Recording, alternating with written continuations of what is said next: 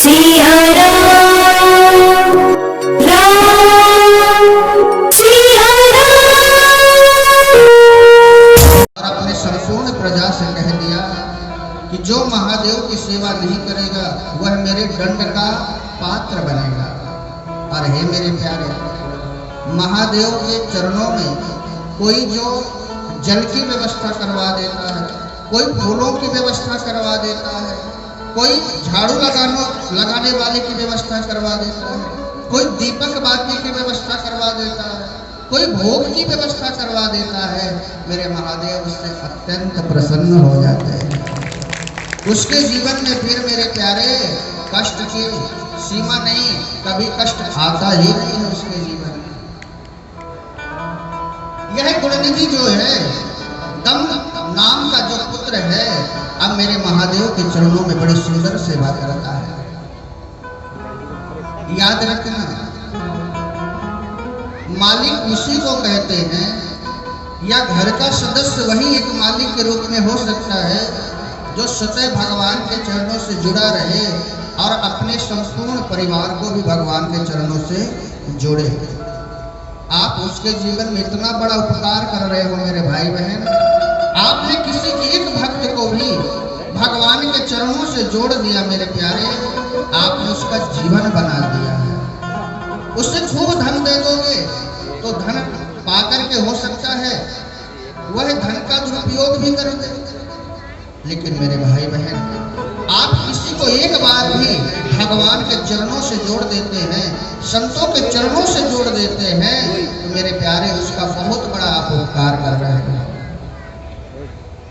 यह गुणनिधि जो है, हर जगह सुंदर देवालय में सुंदर यह दीपक जलवाने लगा, चारों तरफ प्रकाश ही प्रकाश हो गया। और जब यह रात्रि में बैठता है तो महादेव का गुणगान करता है। महादेव के चरणों से प्रीति इसको हो गई है, यह महादेव के चरणों में भाव से गुनगुनाता रहता है, बैठा रहता है महादेव के चरणों में। और आपने अक्सर देखा होगा, जब आप मंदिर में बैठते हो, जब आप भगवान के नजदीक बैठते हो, ऐसा लगता है कि बैठे रहे, इनको देखते रहे। हे मेरे प्यारे, जब मैं कथा मंच की ओर आता हूँ, महादेव का दर्शन करता हूँ, देवी जी का दर्शन करता हूँ, ऐसा प्रतीत होता है जैसे साक्षात माता मुस्कुरा रही है, साक्षात मैया बोलना चाह रही है। राम जी का विग्रह आप देखो, मेरे महादेव का विग्रह देखो, मेरे श्याम जी का विग्रह देखो, ऐसा लग रहा है कि जैसे साक्षात ये कुछ कहना चाह रहे हैं, ये बातें करना चाह रहे हैं। हे मेरे प्यारे, यही तो कृपा है, और क्या चाहिए जीवन में। अब जिसने इन मंदिरों की स्थापना की होगी, जिन्होंने यह मंदिर बनवाया होगा, आप विचार करिए मेरे भाई बहन कि आपकी सबसे कीमती जो चीज होती है उससे सबसे ज्यादा प्रेम होता है आपको कि नहीं होता है? मेरी माताएं पीछे लगी हैं दरबार करने में, प्रेम से बोलो। एक इधर सत्संग चल रहा है, एक पीछे सत्संग चल रहा है। वो पूछ रही अपनी सहेली से, काहे कब आई हो? आज ही आई हो? कल भी आना है? अच्छा, कहाँ रहती है इस समय? सारा देखना, आधा घंटा में सारा पता ले लेंगे, सारा पता ले लेंगे। प्रेम से बोलो।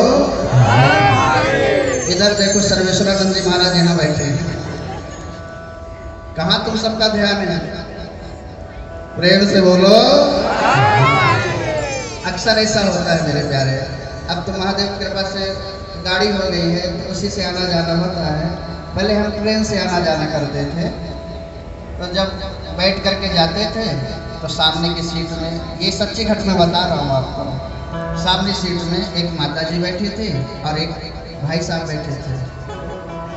भाई साहब बड़े टुकुर टुकुर देख रहे थे, तो माता जी कहते, लगता है कथावाचक कहाँ है?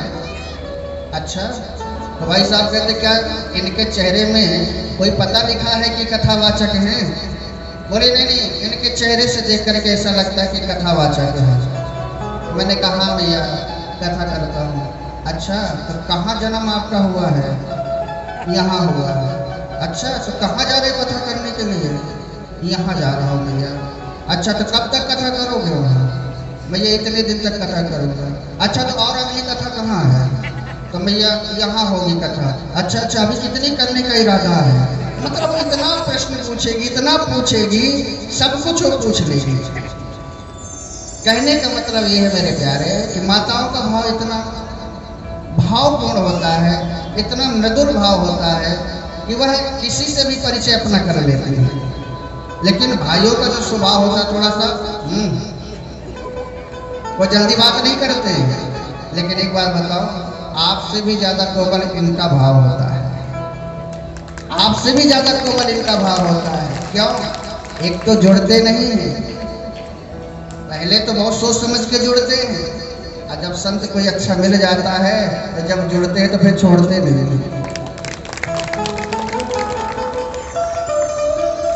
तो मेरे प्यारे, जो गुण निधि है संपूर्ण प्रजा को बैठा करके सत्संग करता है, यह हम सब का भाग्य होना चाहिए मेरे प्यारे कि बच्चों को कभी कभी बैठा के हम स्वतः सत्संग करें और उनको भी सत्संग करवाएं। पढ़ाई लिखाई जरूर करनी चाहिए, लेकिन हे मेरे प्यारे, कुछ ज्ञान हमें अपने शास्त्र पुराणों से भी उनको देना चाहिए।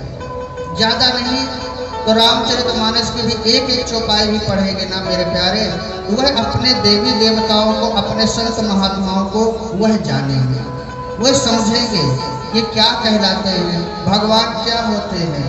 और जब हम स्वतः उनको ज्ञान नहीं देंगे, जब स्वतः हम सत्संग नहीं करेंगे, तो बच्चे क्या सत्संग करेंगे? इसलिए मेरे भाई बहन, हमें कभी कभी बच्चों को भी समझाना चाहिए। यह गुण निधि बड़ा सुंदर देवालयों में, मंदिर में पूजा करता है। हे मेरे भाई बहन, यह इसका जब समय पूरा हुआ, तो जब समय इसका पूरा हुआ, यह जब शरीर छोड़ा तो यह कुबेर बना। कौन बना? कुबेर बना। और अलकापुरी जो है वह वहाँ का राजा है, यह कुबेर बना। और हे मेरे प्यारे, कुबेर जब यह बना, इसे महादेव से अत्यंत प्रीति थी, तो कुबेर बनकर के भी यह काशी धाम में आया है। कहाँ आया है?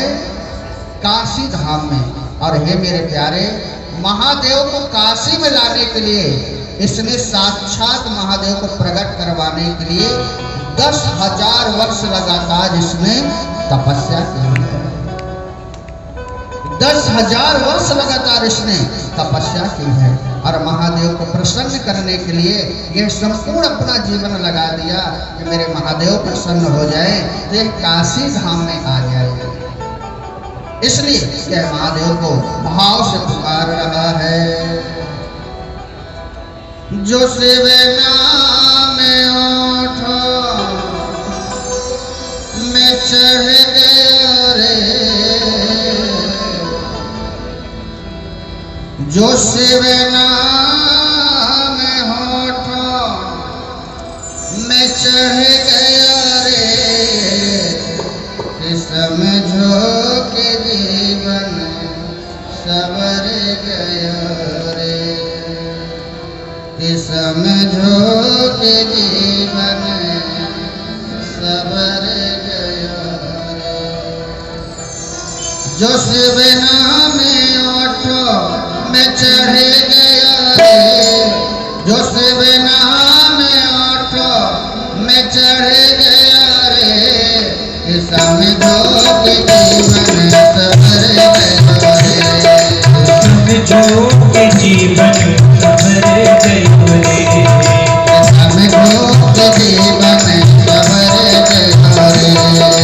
समझो के जीवन सवर गया रे, समझो के जीवन सवर गया रे। जो शिव नाम ओठो में चढ़ गया रे, जो शिव नाम होठो चढ़ गया रे, जो शिव नाम ओठो में चढ़ गया रे, जो शिव नाम होठो चढ़ गया रे, समझो के जीवन सवर गया रे, समझो के